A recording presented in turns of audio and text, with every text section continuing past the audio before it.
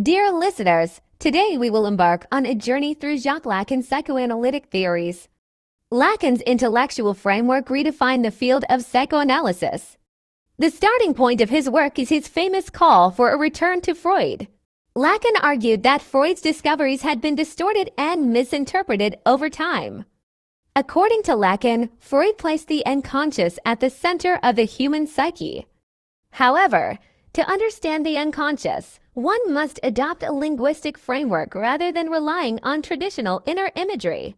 One of Lacan's most famous claims is that the unconscious is structured like a language. This means that, just like a language, the unconscious operates through rules, metaphors, metonymies, and symbols. The unconscious is a complex web of meanings, which is why dreams, slips of the tongue, or symptoms are never random occurrences.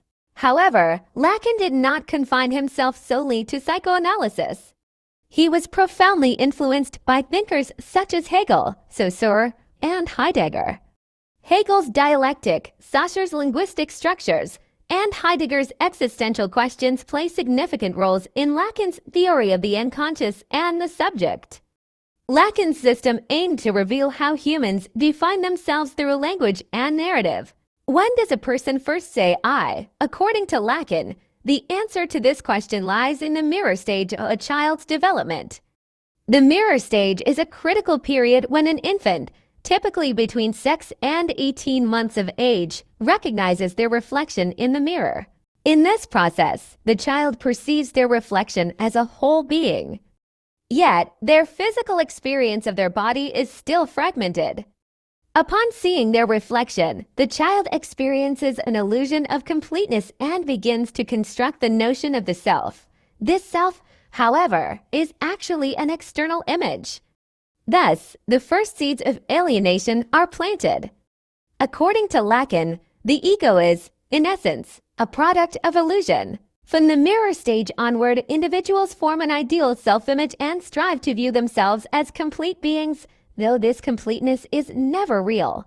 At this point, the concept of alienation comes into play. Humans are always in conflict with their idealized images of themselves. There is a constant disconnection between how we want to be perceived and our actual reality of fundamental drama in Lacanian psychoanalysis. One of the cornerstones of Lacan's theory is his concept of the three orders: the real, the symbolic, and the imaginary, the real. The real is the domain beyond language, what we cannot grasp or express in words. The real only manifests itself through symptoms, traumas, or gaps in our perceptions.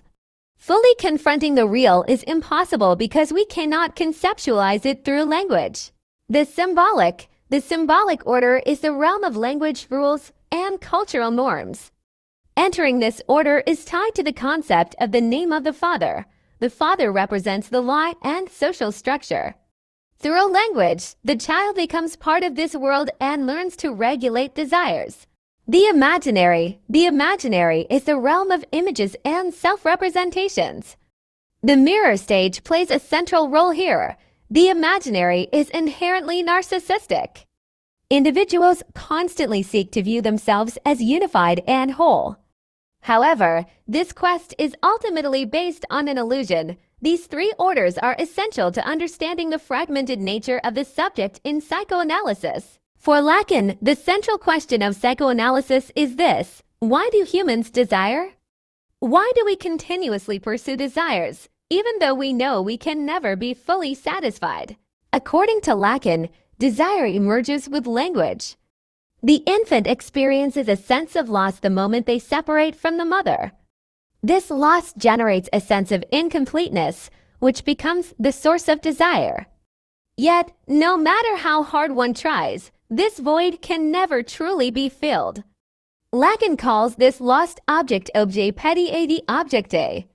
The object A represents the thing we perpetually seek but can never fully possess. One of Lacan's most radical contributions to clinical psychoanalysis is his view of symptoms as a linguistic structure. According to him, symptoms contain a message that can only be deciphered through analysis. Lacan's psychoanalytic sessions differ from Freud's in that they are shorter and more intense. The length of a session is not predetermined. Sometimes a single phrase is enough to conclude it. The analyst's role is to guide the analysand toward confronting the truth of their subjectivity. However, the analyst is not merely a passive listener. The analyst pays close attention to the gaps, slips, and recurring motifs in the analysand's language.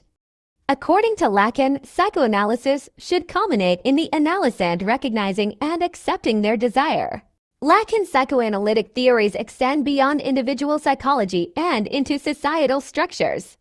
Society operates within a symbolic order that shapes our desires. Laws, language, and culture construct the individual's identity and shape their desires.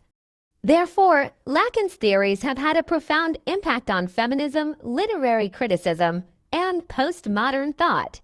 Thinkers like Judith Butler have critiqued Lacan's views on language, gender, and identity while building their own theories upon his foundation.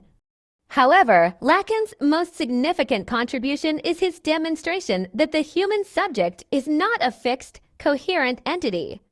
The subject is always incomplete, divided, and constructed within the limits of language. Jacques Lacan revolutionized psychoanalytic thought by introducing a new understanding of the human subject. His theories are crucial not only for understanding individual and conscious processes, but also for analyzing the dynamics of society. Lacan reminds us that in the pursuit of our desires, we are often seeking something shaped by a fundamental lack and emptiness we strive to fill but never truly can.